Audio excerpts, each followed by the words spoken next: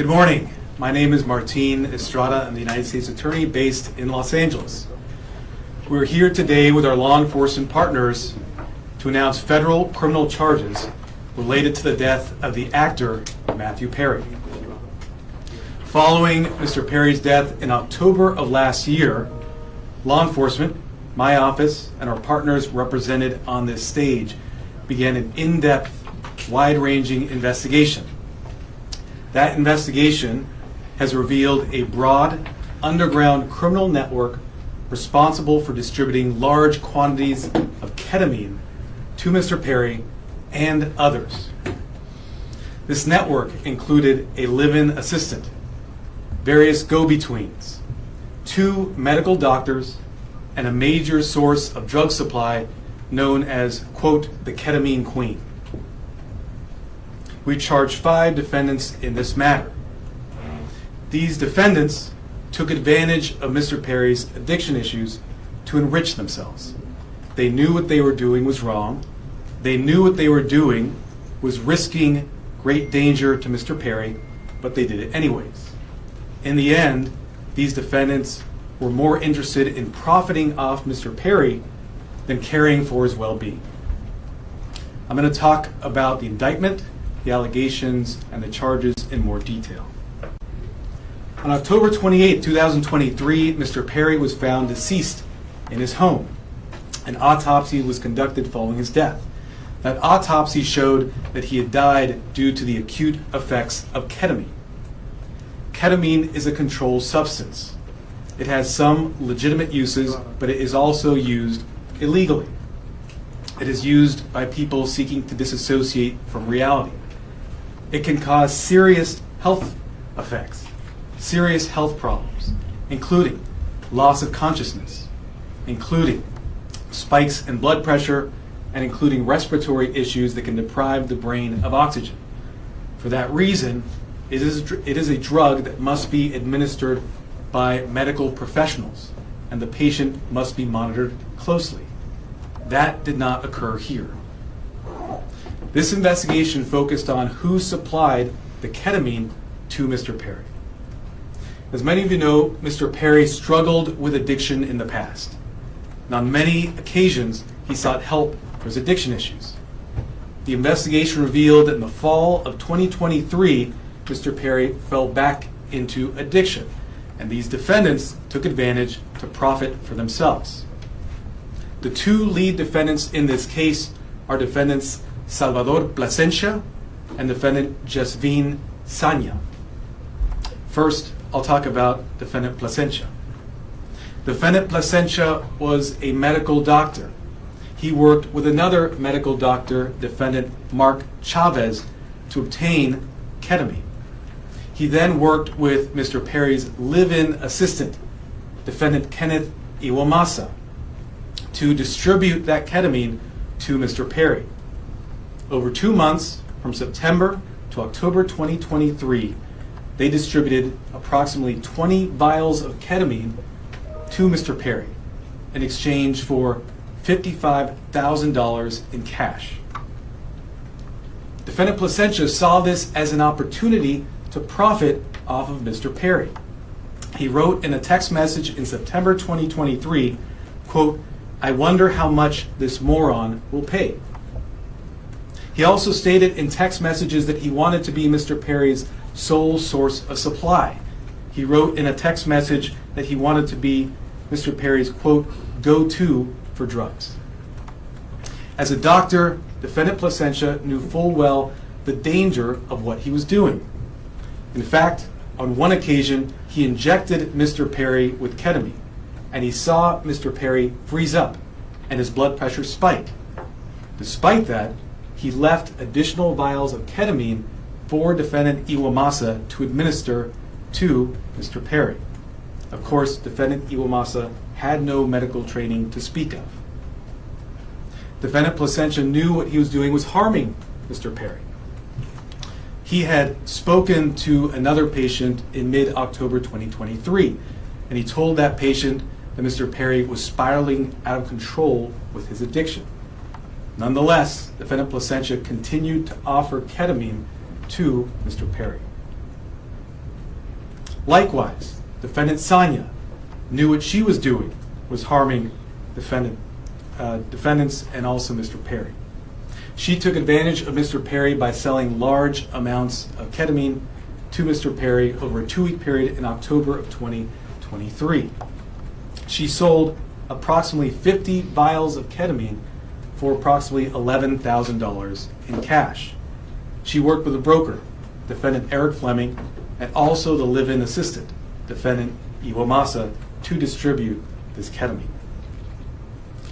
Sonia and the broker, defendant Fleming, saw this as an opportunity to profit off of Mr. Perry. In a text message, the broker wrote, quote, "I wouldn't do it if there wasn't a chance of me making some money for doing this." Defendant Sonia sold the batch of ketamine that resulted in Mr. Perry's death on October 28th. Officers later searched defendant Sonia's home. During that search, they found what amounted to a drug-selling emporium. They found 80 vials of ketamine, thousands of pills containing methamphetamine, cocaine, bottles of Xanax and other illegally obtained prescription drugs, and drug-selling paraphernalia including scales and ledgers. As I mentioned, the defendants in this case knew what they were doing was wrong. When they'd refer to the ketamine, they used coded language. They'd refer to it using terms such as, quote, Dr. Pepper, or quote, bots, or quote, cans. Also, defendants Placencia and Chavez, as medical doctors, knew full well this was not the proper way to administer ketamine, and they even talked about that in their exchanges. And defendant Sonia also knew that she was doing something that caused great risk to Mr. Perry. In fact, during this investigation, we learned that several years before, in 2019, defendant Sonia had sold ketamine to another customer. That person died the same day. And a family member of that person sent a message to defendant Sonia telling her the cause of death was ketamine. Nonetheless, defendant Sonia continued selling drugs, including the ketamine that ultimately killed Mr. Perry. That other victim was a person named Cody McGlory. He died in 2019. As a result of this investigation, we have filed a drug distribution charge related to the death of Mr. McGlory. After Mr. Perry died, these defendants tried to cover up what they had done. On October 28th, after reading news reports of Mr. Perry's death, defendant Sonia wrote a text message to defendant Fleming saying, quote, delete all our messages. Likewise, after Mr. Perry's death, defendant Placencia falsified medical records and notes to try to make it look like what he was doing was legitimate. It was not. We have filed numerous federal charges against the 5 defendants. These charges include conspiracy to distribute ketamine, distribution of ketamine resulting in death, maintaining drug-involved premises for that drug-selling emporium the defendant Sonia had, altering and falsifying records related to a federal investigation for those false medical notes and records that defendant Placencia made, and multiple other drug trafficking counts. Of course, the defendants are presumed innocent until proven guilty. The penalties these defendants face are very significant. With regard to defendant Placencia, the statutory maximum sentence he faces is 120 years in federal prison. With regard to defendant Sonia, the statutory maximum she faces is life imprisonment. By filing these extensive and serious charges, we are sending a clear message. If you are in the business of selling dangerous drugs, we will hold you accountable for the deaths that you cause. This is nothing new for us. Since 2022, my office has filed over 60 cases against drug dealers who've caused the death of another person. These cases are known as death resulting cases. They are labor-intensive cases, and we work with our law enforcement partners, including ones represented here today, to bring those cases. Our office is a national leader in bringing those cases. They're very important because every victim's life counts. If you are in the drug selling business and you're selling dangerous drugs, you are playing roulette with other people's lives, just like the 5 defendants here did to Mr. Perry. Defendants nowadays are on full notice that the products they sell could result in the death of another person. Therefore, if you're in the drug business, and despite these risks you continue in the drug business, you are pushed by greed to gamble with other people's lives, be advised, we will hold you accountable.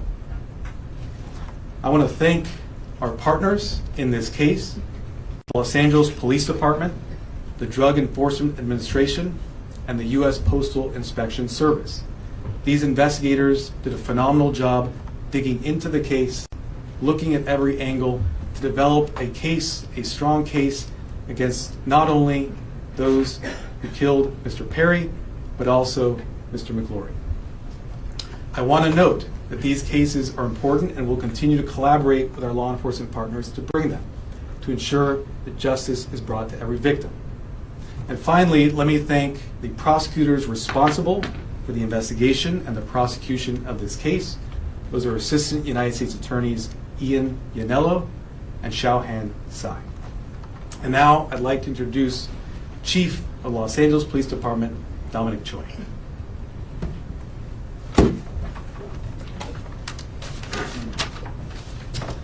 All right. Good morning, and thank you, Martine. You know, while it's tragedy that brings us all here together, I'm happy to stand here knowing that these dangerous individuals are no longer on the streets and they won't be able to harm anyone else. The Los Angeles Police Department and our partners here today, we're committed to investigating all cases like this, and it's regardless of someone's background or socioeconomic status. And just with all of our cases, this investigation was done impartially. We let the facts drive this investigation, and those facts led us to a group of individuals who were responsible for supplying and distributing to Mr. Perry narcotics that led to his unfortunate and untimely death. The group standing here today, it's a prime example how our partnerships and our collaboration can yield meaningful results. I want to thank LAPD, our Robbery Homicide Division, who is standing in the back there, the U.S. Attorney Martin Estrada and his team, the DEA and her team, as well as the U.S. Postal Inspection Service and their team for their hard work, diligence, and real patience. Now, I know people think this took a long time, but there was a lot of work, a lot of investigative strategies that went into this to make sure that there's a solid case and that we can pursue this in the courts. Our relationship with our federal partners, it helps us ensure that these criminals will have meaningful sentences and be an example for anyone that is willing to risk or jeopardize distributing and supplying unlawful or narcotics to anyone. And I just really want people to know that that is the message. You cannot get away with this regardless of your background or socioeconomic status. Breaking the law is breaking the law, and you are dangerous and you are jeopardizing lives. So thank you all of my partners for being involved in this and bringing us to where we are at today. And at this time, I'd like to introduce DEA Administrator Ann Milgram.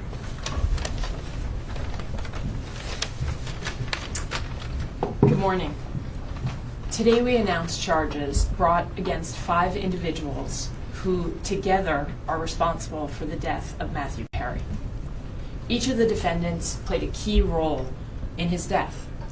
They falsely prescribed, sold, or injected the ketamine that caused Matthew Perry's tragic death. In the United States, most forms of ketamine are only approved by the Food and Drug Administration for anesthesia. A nasal spray version is approved for treatment of depression, but only in a certified medical setting. Here, Matthew Perry sought treatment for depression and anxiety and went to a local clinic where he became addicted to intravenous ketamine. When clinic doctors refused to increase his dosage, he turned to unscrupulous doctors who saw Perry as a way to make quick money. Dr. Plasencia and Dr. Chavez violated the oath they took to care for their patients. Instead of do no harm, they did harm so that they could make more money. Without performing any medical evaluation or monitoring, they supplied Matthew Perry with large amounts of ketamine in exchange for large sums of money, charging Perry $2,000 for a vial that cost Dr. Chavez approximately $12. As Matthew Perry's ketamine addiction grew, he wanted more, and he wanted it faster and cheaper. That is how he ended up buying from street dealers who sold the ketamine that ultimately led to his death. In doing so, he followed the arc that we have tragically seen with many others, whose substance use disorder begins in a doctor's office and ends in the street. Perry turned to his street dealer, Eric Fleming, who sourced his ketamine from a drug trafficker known as the Ketamine Queen, Jasveen Sangha.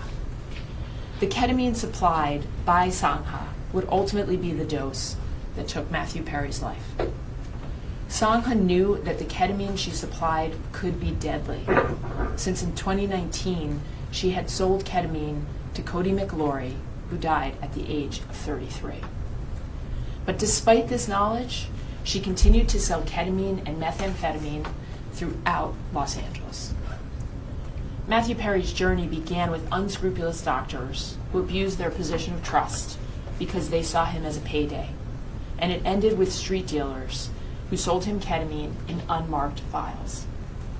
The desperation that led Perry to these individuals was not met with help, as it should have been from the doctors, but instead it was met with exploitation. Exploitation by those who should have guided him toward help. This betrayal of trust is at the heart of this tragedy. Since 2023, DEA has investigated nearly 500 drug poisoning and overdose cases just like Matthew Perry's. We run a national initiative known as OD Justice, where we work with our state and local law enforcement partners to conduct investigations after someone has passed away. And it is important to note that the national model we today have in every 50 state across the United States is based on the work that started here in Los Angeles. We began this work with our partners in the Los Angeles Police Department and with other local police departments and sheriff's offices in California, in the Los Angeles area, and with the U.S. Attorney's Office. And today it stands as our national model for this critical work. Together, as part of OD Justice, we work to bring justice for the lives that have been lost and to stop others from dying. Regardless of the size or scope of a drug distribution network, the DEA will work nonstop to uncover and disrupt this illegal activity, and in this case, the deadly activity. I want to close by noting that Matthew Perry's death is not just a tragic overdose. After his 2020 book openly discussed his struggles with substance use disorder, Matthew Perry told podcast host Tom Power that he would prefer to be remembered for helping people rather than for his work on Friends as Chandler Bing. And so perhaps what has happened and the tragic details that we are discussing today can help others and save lives. I want to thank the Los Angeles Police Department, the United States Postal Inspection Service, and the United States Attorney's Office in the Central District of California for their tremendous partnership and their outstanding dedication to this case. I also have the privilege of serving every single day with the men and women of the DEA, and today I want to particularly recognize the outstanding work of our Los Angeles Field Division, as well as our diversion investigators who tirelessly worked on this case to bring justice to the victims and the families. Thank you. It's now my privilege to introduce Postal Inspector Shields.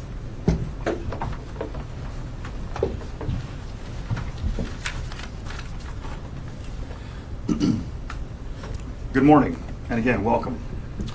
I'd like to thank U.S. Attorney Martin Estrada for his tireless dedication to protecting the residents of the Central District of California and his partnership with the Postal Inspection Service. As the nation's oldest law enforcement agency, the Postal Inspection Service has had a long, proud, and successful history of combating criminals who misuse our nation's postal system and cause harm to our employees and customers. This is our mission.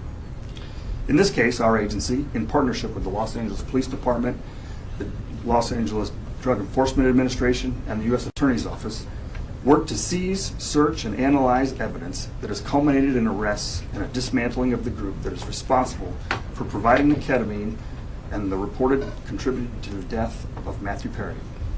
In this case, these individuals knowingly and willfully distributed ketamine to Mr. Perry as he struggled to overcome addiction, which ultimately led to Mr. Perry's tragic demise. Unfortunately, every day in this country, families are grieving for their loved ones lost to drug overdoses. We want these families and the American public to know that the Postal Service will not be an unwitting accomplice to anyone using the U.S. mail to distribute illegal drugs or drug paraphernalia. The Inspection Service continues to work tirelessly to rid the mail of illicit drugs, fight drug trafficking and the associated violence, preserve the integrity of the mail, and most importantly, provide a safe environment to postal employees, customers, and the American public. The Postal Inspection Service is turning the tide against drug dealers. Detecting and stopping their shipments is only the beginning. Tracing illegal drugs back to the source and shutting them down is the ultimate mission. Once again, a tremendous thank you to our partners in federal and state and local law enforcement, as well as the U.S. Attorney's Office, for their continued collaboration and hard work in support of this mission. Thank you.